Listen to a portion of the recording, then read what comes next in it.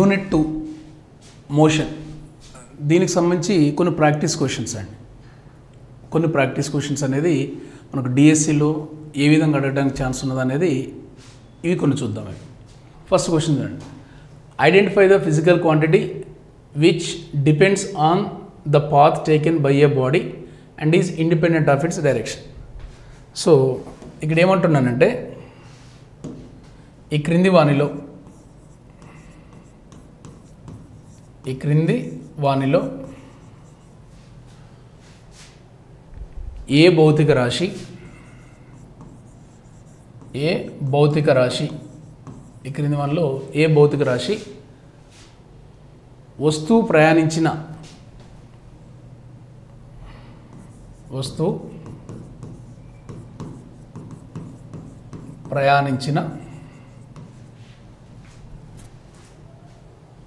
మార్గంపై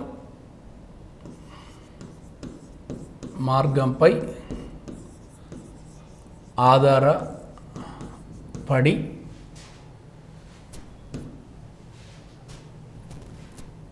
దిశ మీద ఆధారపడకుండా ఉన్నది. ఇప్పుడు చూడండి, ఇక్కడ ఇది ఈ క్రింది వానిలో ఏ భౌతిక రాశి అనేది వస్తువు ప్రయాణించిన మార్గంపై ఆధారపడి దిశ మీద ఆధారపడకుండా ఉన్నది అని అంటే ఇక్కడ మీకు డిస్టెన్స్ అని ఇచ్చిండు. సో డిస్టెన్స్ అంటే ఇక్కడ మనకు దూరము అండి. డిస్టెన్స్ అంటే ఇక్కడ దూరము. అదేవిధంగా డిస్ప్లేస్మెంట్ అంటే ఇక్కడ స్థానభ్రంశం. డిస్ప్లేస్మెంట్ ఏంటంటే స్థానభ్రంశం. నెక్స్ట్ పొజిషన్ అంటే ఇది స్థానం. Both A and B. So దూరం ఇంకోటి స్థానభ్రంశం అని అనుకున్నాం అనుకోండి, అని తీసుకున్నాం. రైట్, ఇక్కడ చూడండి, ఇక్కడ ఇది ఫస్ట్ మీకు దూరం ఏదైనా ఒక వస్తువు ప్రయాణించిన మొత్తం మార్గాన్ని దూరము అంటారండి. ఏదైనా ఒక వస్తువు ప్రయాణించిన మొత్తం మార్గాన్ని దూరము అంటారు. అంటే ఇప్పుడు ఒక వస్తువు ఇక్కడ స్టార్ట్ అయ్యి ఏ దగ్గర స్టార్ట్ అయ్యి ఇక్కడ బి దగ్గరికి ఇలా పోయింది అనుకోండి. అప్పుడు దీన్ని దూరము అంటాం. దీన్ని ఏమంటాం మనం? దూరము అని అంటాం. అంటే ఇక్కడ వస్తువు అనేది ఈ మార్గం మీద ఆధారపడి ఉంటుంది. కానీ ఏ దిశలో పోయిందో అవసరం లేదు. దిశ మీద ఆధారపడదు, కానీ మార్గం మీద ఆధారపడి ఉంటుంది. అదే ఏ నుంచి బికి ఇట్లా మనం దీన్ని స్థానభ్రంశం అంటాం. సో ఇది మార్గం మీద ఆధారపడుతుంది, దిశ మీద కూడా ఆధారపడుతుంది. దీన్ని స్థానభ్రంశం అని అంటాం. సో అందుకే మీకు చెప్పాను, దూరం అనేది ప్రయాణించిన మార్గం మీద ఆధారపడుతుంది, కానీ దిశ మీద ఆధారపడదు. స్థానభ్రంశం అనేది ప్రయాణించిన మార్గం మీద దిశ మీద ఆధారపడుతుంది. దాని యొక్క దిశ మీద ఆధారపడుతుంది. సో మార్గం అంటే ఇప్పుడు ఈ డైరెక్షన్లో ఉందనుకోండి, మార్గం మీద ఆధారపడుతుంది, అదేవిధంగా దిశ మీద కూడా ఆధారపడుతుంది. సో కాబట్టి మీకు ఇచ్చిన క్వశ్చన్లో ఈ క్రింది వానిలో ఏ భౌతిక రాశి వస్తువు ప్రయాణించిన మార్గంపై ఆధారపడి దిశ మీద ఆధారపడలేదు. ఒకవేళ దిశ మీద కనుక ఆధారపడితే, దిశ మీద కూడా డిపెండ్ అయితే అప్పుడు దాన్ని డిస్ప్లేస్మెంట్ అని మీనింగ్ అండి. ఇక్కడ దిశ మీద ఆధారపడకుండా it is a independent of direction అన్నాడు కదండి. It is a independent of direction అంటే డైరెక్షన్ లేదు అని అంటే ఆన్సర్ ఏమవుతుందంటే దూరము. అందుకే మీకు దూరాన్నేమో అదిశ రాశి అన్నాం. మనం అదిశ రాశి అన్నాం. అదే స్థానభ్రంశాన్ని సదిశ రాశి అన్నాం. దూరం ఏంటిది ఇక్కడ? అదిశ రాశి. స్థానభ్రంశం అనేది సదిశ రాశి. ఇక్కడ స్థానభ్రంశం అనేది దేని మీద ఆధారపడుతుంది? దిశ మీద ఆధారపడుతుంది. దూరం అనేది దిశ మీద ఆధారపడదు. అందుకే సరళ రేఖా మార్గంలో ఏదైనా ఒక వస్తువు అనేది సరళ రేఖా మార్గంలో ప్రయాణిస్తుంటే దాని యొక్క దూరం అనేది స్థానభ్రంశానికి సమానం. ఏదైనా ఒక వస్తువు సరళ రేఖా మార్గంలో కనుక ప్రయాణిస్తున్నట్లయితే దాని యొక్క దూరం స్థానభ్రంశానికి సమానం. అదే ఒకవేళ కనుక వక్ర మార్గం ప్రయాణించినట్లయితే దాని యొక్క దూరం అనేది స్థానభ్రంశానికి సమానం కాదు. అదే ఎక్కడైతే స్టార్ట్ అయిందో సేమ్ అదే ప్లేస్కి కనుక వచ్చినట్లయితే ఆ సందర్భంలో దాని యొక్క స్థానభ్రంశం అనేది జీరో అవుతుంది, దూరం ఏమో జీరో కాదు. D not equal to zero but S is equal to zero. ఈ మూడు కండిషన్స్ అండి. సో ఇవి దూరం మరియు స్థానభ్రంశం గురించి. దూరం అని అంటే ఏదైనా ఒక వస్తువు ప్రయాణించిన మొత్తం మార్గాన్ని దూరము అని అంటారు. దూరాన్ని డి అనే అక్షరంతో చూపెడతారు. దూరానికి సిజిఎస్ ప్రమాణాలు సెంటీమీటర్, ఎంకేఎస్ ప్రమాణం మీటర్. దూరం అనేది అదిశ రాశి. దూరం అనేది మార్గం మీద మాత్రమే ఆధారపడుతుంది, దాని యొక్క దిశ మీద ఆధారపడదు. నెక్స్ట్ స్థానభ్రంశం. ఒక వస్తువు ప్రయాణించిన తొలి బిందువుకి తుది బిందువుకి మధ్య గల కనిష్ట మార్గాన్ని స్థానభ్రంశము అంటారు. స్థానభ్రంశాన్ని ఎస్ అనే అక్షరంతో చూపిస్తాము. సో స్థానభ్రంశం యొక్క ప్రమాణాలు సిజిఎస్ ప్రమాణాలు సెంటీమీటర్ అండ్ ఎంకేఎస్ ప్రమాణాలు మీటర్స్ వీ కెన్ రైట్. స్థానభ్రంశం అనేది సదిశ. స్థానభ్రంశం అనేది ప్రయాణించిన మార్గం, దాని యొక్క దిశ మీద కూడా ఆధారపడి ఉంటుంది. సో కాబట్టి స్థానభ్రంశాన్ని సదిశ అంటారండి. దాని ఏమంటాం మనం సదిశ. సరళరేఖ మార్గంలో ప్రయాణించే వస్తువు యొక్క దూరం స్థానభ్రంశం సమానం. వక్ర మార్గంలో ప్రయాణించే వస్తువు యొక్క దూరం స్థానభ్రంశానికి సమానం కాదు. అదే వృత్తాకార మార్గంలో సేమ్ తొలి బిందువు కనుక వస్తువు రీచ్ అయినట్లయితే స్థానభ్రంశం జీరో అండ్ దూరం అనేది జీరో కాదు. సో ఇది about the distance and displacement అండి. Clear? Okay. Which of the following is SI unit of displacement? ఈ క్రింది వానిలో స్థానభ్రంశం యొక్క ఎస్ఐ ప్రమాణం. స్థానభ్రంశం యొక్క ఎస్ఐ ప్రమాణం. ఈ క్రింది వానిలో స్థానభ్రంశం యొక్క ఎస్ఐ ప్రమాణం ఏంటి? ఇప్పుడు ఇక్కడ చూడండి, ఇక్కడ ఇది సెంటీమీటర్, ఇది సిజిఎస్ ప్రమాణం అండి. సెంటీమీటర్ అంటే సిజిఎస్ ప్రమాణం. ఇక్కడ ఫూట్ అనేది ఎఫ్పిఎస్ ప్రమాణం.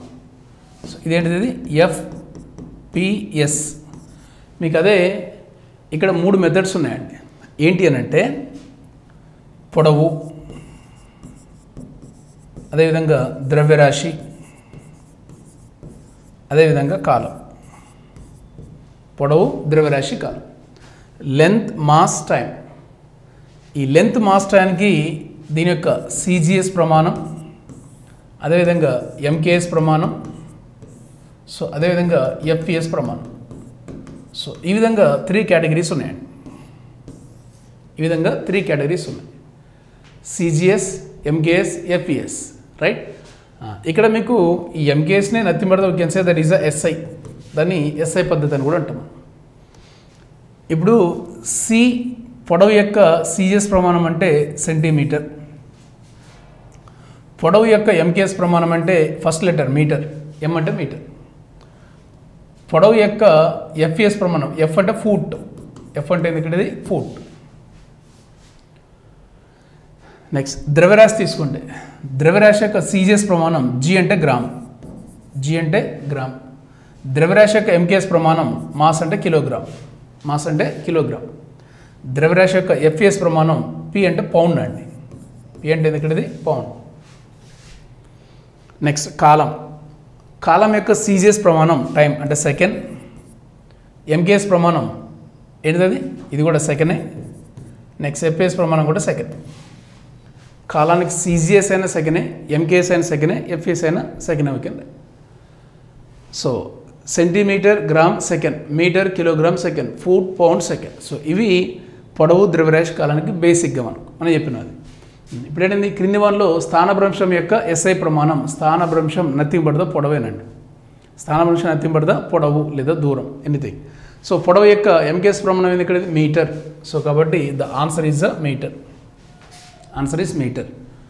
సో కిలోమీటర్ కూడా దాన్ని చేయొచ్చు, కానీ అది ఎంకేఎస్ ప్రమాణం కాదండి. Kilometre, 1 kilometre how many metres? 1000 metres. 1 kilometre is equal, so we can say that is 1000 metres. 1 kilometre how many centimetres? 1 కిలోమీటర్కి ఎన్ని సెంటీమీటర్స్ అని అనుకోండి. So these are 1000. 1 మీటర్ అంటే మళ్ళీ 100 centimetres. 1 2 3 4 5, so 10 power 5 centimetres. 1 kilometre is equal 10⁻³ metre లేదా 10⁻⁵ centimetres you can write.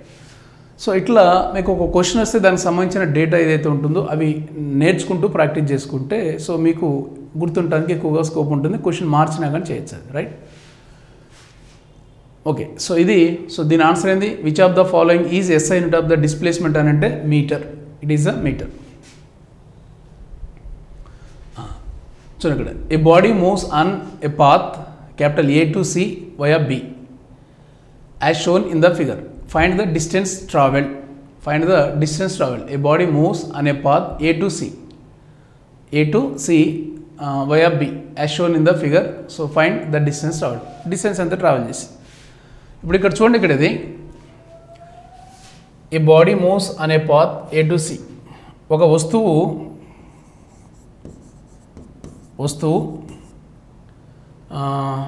A నుండి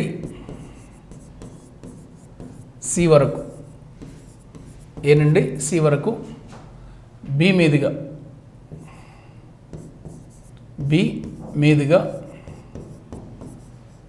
పటంలో చూపిన విధంగా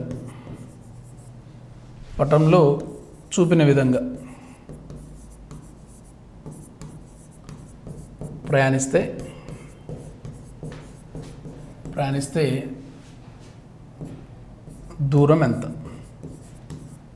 దూరం ఎంత? సో వాడు అడిగింది దూరం అండి. ఇప్పుడు ఇది ఒక పాయింట్, ఇది A, ఇది ఇంకొక పాయింట్, ఇది B, ఇది ఇంకొక పాయింట్, ఇది C.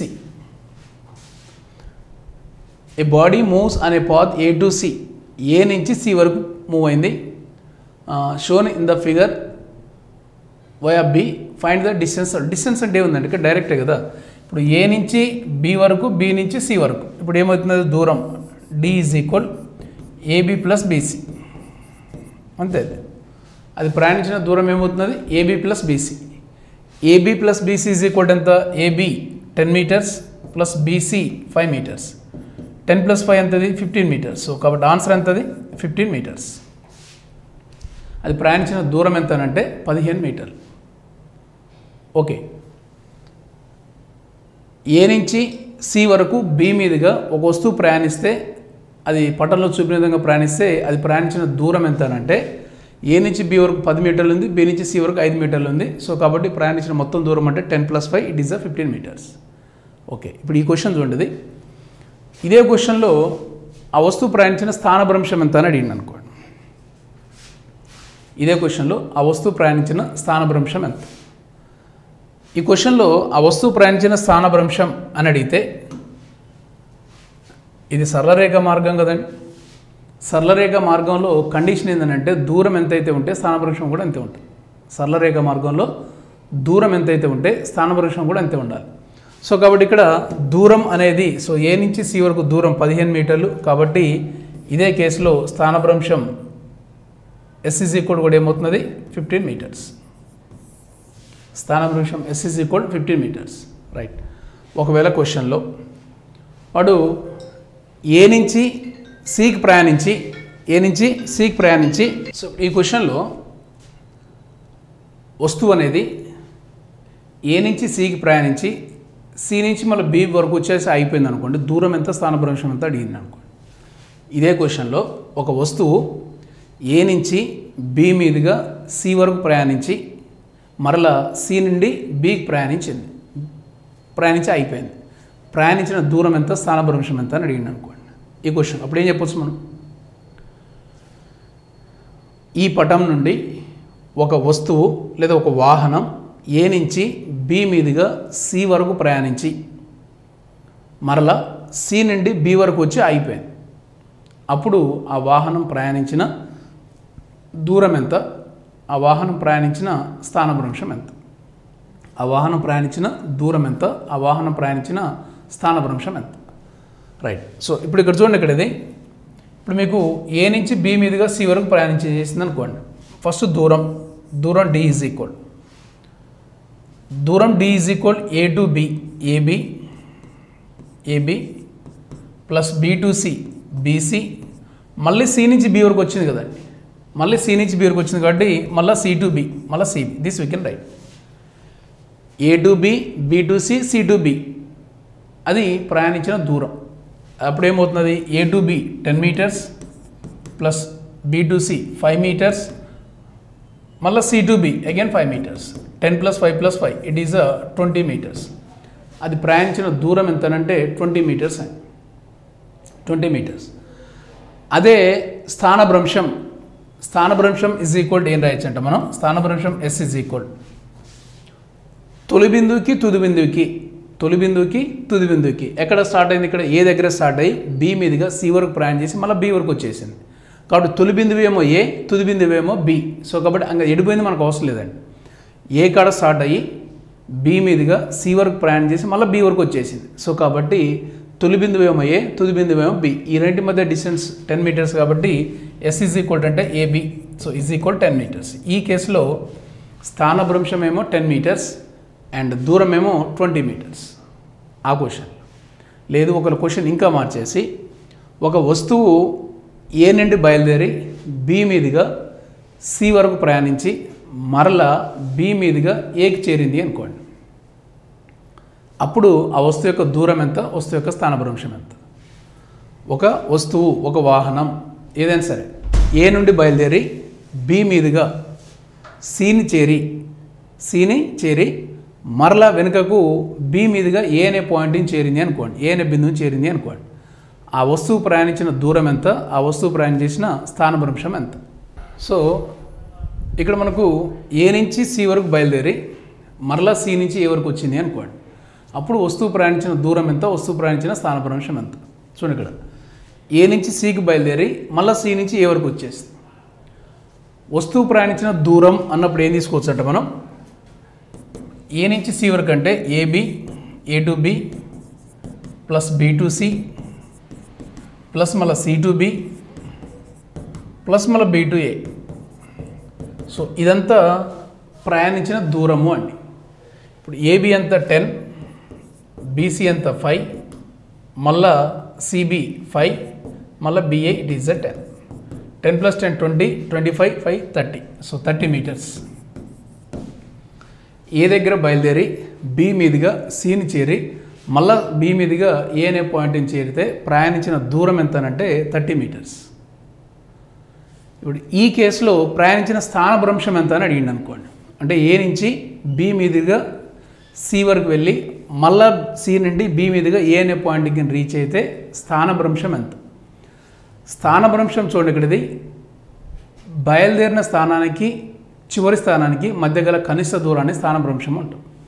ఇక్కడ బయలుదేరిన స్థానం అంటే ఏ నుంచి బయలుదేరింది, ఏ నుంచి బయలుదేరి మళ్ళీ చివరికి ఎక్కడికి వచ్చింది, మళ్ళీ ఏ వరకే వచ్చేసింది. ఏ దగ్గర బయలుదేరి మళ్ళీ ఏ దగ్గరికే వచ్చేసింది కాబట్టి బయలుదేరిన స్థానానికి చివరి స్థానానికి మధ్యలో ఎటువంటి దూరం లేదు కాబట్టి స్థానభ్రంశం S ఈజ్ ఈక్వల్ ఏమవుతుందంటే 0. స్థానభ్రంశం S ఈజ్ ఈక్వల్ ఎంత 0. అంటే బయలుదేరిన దూరమేమో వస్తువు ప్రయాణించిన దూరమేమో 30 మీటర్లు అయితే స్థానభ్రంశం అనేది 0. సో ఈ విధంగా వాడు ఎట్లా ఇచ్చినా సరే దూరం, స్థానభ్రంశం ఆ కాన్సెప్ట్ మీద ఒక ఐడియా ఉంటే సో మనం చేస్తానికి స్కోప్ ఉంటుందండి. Okay, next one. A body moves 12 km along east direction and then turns to move 5 km along north direction. What is the displacement of the body? ఇక్కడ ఏమంటుండే, body moves 12 km along east direction. ఒక వస్తువు తూర్పు దిశలో ఎంత దూరం ప్రయాణం చేసింది, 12 kilometre. 12 kilometer ప్రయాణించి 12 కిలోమీటర్ ప్రయాణించింది. And then turns to move 5 kilometre along north ప్రయాణించి and then turns to move 5 kilometre along north ప్రయాణించి అక్కడి నుండి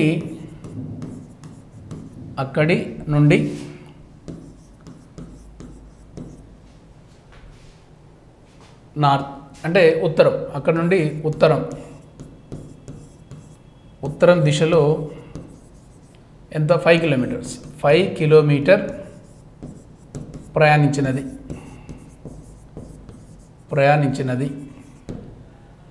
అయితే ఆ వస్తువు ప్రయాణించిన వస్తువు యొక్క స్థానభ్రంశం ఎంత. వస్తువు యొక్క స్థానభ్రంశం ఎంత? ఇది చూడండి, ఇక్కడ ఒక వస్తువు తూర్పు దిశలో 12 కిలోమీటర్లు ప్రయాణించి అక్కడి నుండి ఉత్తరం దిశలో 5 కిలోమీటర్లు ప్రయాణించినది అయితే ఆ వస్తువు యొక్క స్థానభ్రంశం ఎంత? మీకు దూరం స్థానభ్రంశాలకు సంబంధించి మీ క్వశ్చన్ ఎట్లా అడుగుతుండొచ్చు అండి. ఈస్ట్ డైరెక్షన్లో లెఫ్ట్ తీసుకున్నాడు, రైట్ తీసుకున్నాడు, ఎట్లయినా సరే ఆ క్వశ్చన్ బట్టి మనం ఆన్సర్ చేసానికి చూడాలి. ఏంటి ఇక్కడ ఇది? ఫస్ట్ ఇక్కడ body moves 2 kilometre along east direction. ఒకసారి మీరు ఫస్ట్ ఈస్ట్ వెస్ట్ అటువంటి ఉన్నప్పుడు ఫస్ట్ ఇట్లా ఒక డయాగ్రామ్ వేసుకోండి. ఇట్లా ఒక డయాగ్రామ్ వేసుకోండి. ఇదేమో తూర్పు ఈస్ట్ డైరెక్షన్, ఇది పడమర డైరెక్షన్, ఇది నార్త్ ఉత్తరం, ఇది దక్షిణం. రైట్, తూర్పు పడమర ఉత్తరం దక్షిణం, ఈస్ట్ వెస్ట్ నార్త్ సౌత్. ఇప్పుడు ఫస్ట్ ఇక్కడ ఒక వస్తువు ఇక్కడ బయలుదేరిందండి. ఒక వస్తువు అనేది ఇక్కడ బయలుదేరి 12 kilometre along east direction. Okay, అంటే తూర్పు డైరెక్షన్లో ఇటు సైడ్ వెళ్ళింది. ఎన్ని కిలోమీటర్లు పోయింది ఇక్కడ? ఇది 12 కిలోమీటర్స్ పోయిందండి, 12 kilometres. And then turns to move 5 kilometre along north direction. అంటే ఇక్కడ నుంచి మళ్ళీ 5 కిలోమీటర్లు నార్త్ డైరెక్షన్లో పోయింది. ఈ నుంచి 5 కిలోమీటర్స్ నార్త్ డైరెక్షన్ పైకి వెళ్ళింది, ఉత్తరం అంటే పైకి. ఇదేమో స్టార్టింగ్ పాయింట్, ఇదేమో ఎండింగ్ పాయింట్. అదేమంటుంది ఇక్కడది, what is the displacement of the body? ఆ వస్తువు యొక్క స్థానభ్రంశం ఎంత? సో ఇది స్టార్టింగ్ పాయింట్, ఇది ఎండింగ్ పాయింట్ కాబట్టి దీని యొక్క స్థానభ్రంశం ఇది అవుతుందండి. సో కాబట్టి ఇది ఒక మనకు రైట్ యాంగిల్ ట్రయాంగిల్, ఒక లంబకోణ త్రిభుజం. సో దీంట్లో మనకు దీన్ని మనం స్థానభ్రంశము అంటారండి. దీన్ని ఏమంటాం మనం? స్థానభ్రంశం. సో స్థానభ్రంశం ఈజ్ ఈక్వల్, మనకు అనుకునే స్థానభ్రంశం is equal hypotenuse is equal under root side square plus side square అండి. అండర్ రూట్ సైడ్ ఎంత? 12 square plus 5 square. So this is 12 square, we can right here 144 plus 5 square it is 25. 144 plus 25, 169. This we can write here 169. Root 169 అంటే 13 అండి, 13 meters. Root 169 is equal to 13 meters. So కాబట్టి 17 kilo, ఇది ఇక్కడ మీకు kilometre ఇచ్చింది, 12 kilometre 5 kilometre. So this also will be kilometres. క్వశ్చన్లో ఇది kilometre, ఇది కూడా కిలోమీటర్ కాబట్టి ఆన్సర్ కూడా ఏం రావాలి ఇక్కడ? కిలోమీటర్స్. కాబట్టి 17 kilometres it is a wrong, 7 kilometres it is a wrong, 0 kilometres it is a wrong, 13 kilometres. So option B is the right answer. So ఇట్లా మీకు దూరానికి మరియు స్థానభ్రంశానికి సంబంధించి క్వశ్చన్ ఎట్లా ఇచ్చినా కానీ మనం కొద్దిగా అర్థం చేసుకొని చేయాల్సి ఉంటుంది. రైట్,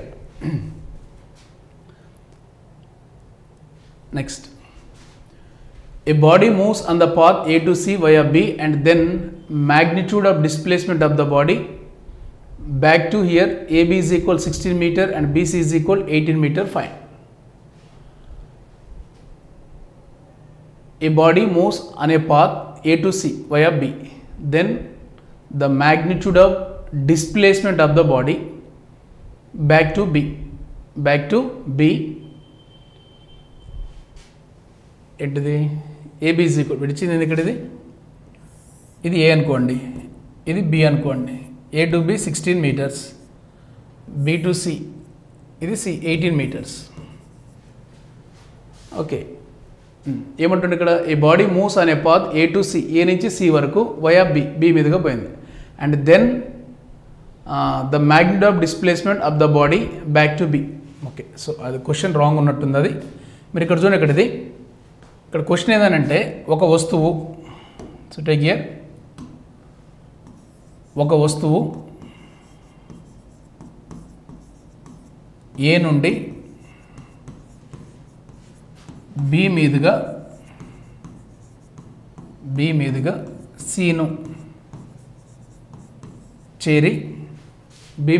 సిను చేరి మరల వెనుకకు సి నుండి బికు చేరింది, AB is equal 16 meters, BC is equal 18 meters. AB is equal 60 meters, BC is equal 18 meters. అయితే స్థానభ్రంశం ఎంత?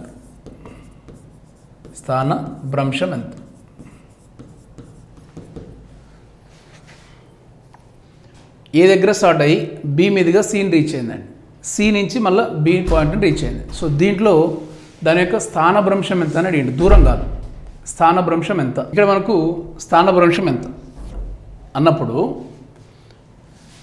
ఏ దగ్గర స్టార్ట్ అయ్యి బి మీదుగా సిని రీచ్ అయ్యి మళ్ళీ బ్యాక్ సైడ్ బి అనే పాయింట్కి వచ్చింది. ఇక్కడ స్టార్టింగ్ పాయింట్ ఏమో ఏ, ఎండింగ్ పాయింట్ ఏమో బి, అంతే. అది వాడు ఎడిపోయింది మనకు అనవసరం లేదండి. స్టార్టింగ్ పాయింట్ ఎంత ఏ, ఎండింగ్ పాయింట్ ఎంత బి. కాబట్టి ఏకి బికి మధ్యలో ఉన్న దూరం ఎంతది 16 meters. సో కాబట్టి స్థానభ్రంశం ఈజ్ ఈక్వల్ టు ఎంత అంటే 16 meters.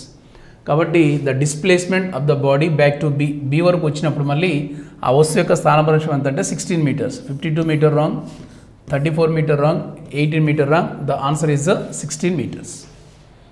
ఏ దగ్గర బయలుదేరి బి మీదుగా సిని చేరి మళ్ళీ బ్యాక్ బి వరకు వస్తే ఆ వస్తువు ప్రయాణించిన స్థానభ్రంశం ఎంత అని అంటే 16 meters. ఇదే క్వశ్చన్లో ఏ నుండి బయలుదేరి బి మీదుగా సిని చేరి మరలా సి నుండి బికి రీచ్ అయితే ఆ వస్తువు ప్రయాణించిన దూరం ఎంత అని అడిగింది అనుకోండి. ఆ వస్తువు ప్రయాణించిన దూరం అన్నప్పుడు ఏ నుంచి బికి 16, బి నుంచి సికి 18, మళ్ళీ సి నుంచి బికి 18, ఆ 3 యాడ్ చేయాలి. ఏ నుంచి బికి 16, బి నుంచి సికి 18, 16 + 18 ఎంత? 8 6 14, 1 2 34.